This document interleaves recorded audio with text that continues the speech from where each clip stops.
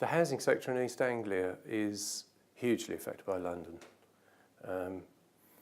Therefore, we are seeing increasing house prices as the London effect sort of ripples outwards. The shortage of housing in London is very acute. We're seeing local authorities in London placing people in temporary accommodation increasingly throughout all of our districts in Essex.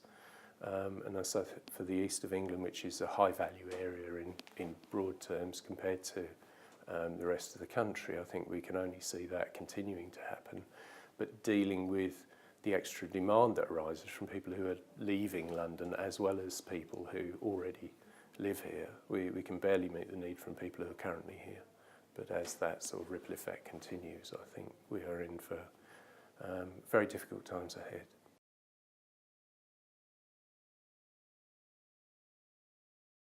Cone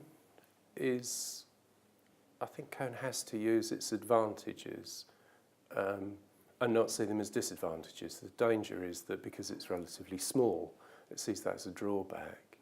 And as we watch organisations merging to form mega providers with over 100,000 homes in their portfolio, an organisation with a relatively small stock can appear to be just a minnow that can achieve nothing. And actually what it can achieve is a lot of local focus, much more flexibility over what it offers.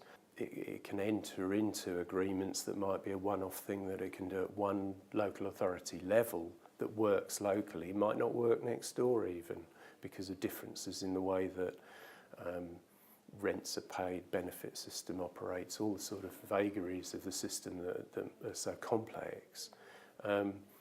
An organisation that's fleet of foot and flexible and willing to work and willing to put themselves out to find out what is needed at a local level has a huge part to play. If it tries to mimic the other organisations with mega stock and take the same sort of attitude of growth at all costs, well, I don't know, we wouldn't really be interested in what the organisation was there for. It wouldn't be fulfilling its function, it wouldn't be doing what it can do.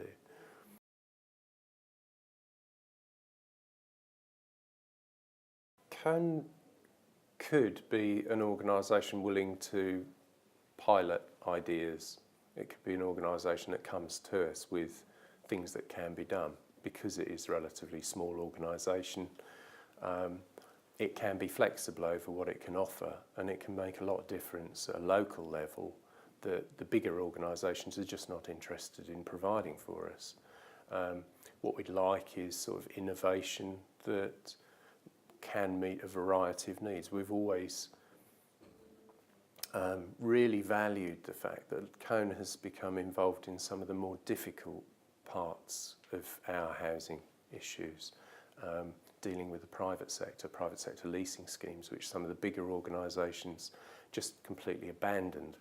And they've worked with us over many years to try and find ways to make it work, and that we may have to face up to putting extra subsidy into it to make it work, but we need that conversation, and we're really there to have that sort of conversation with Cone. So we have to have an organisation which is responsive to our needs, and in the past, Cone has been. It has been exactly that. I hope it's still that in the future.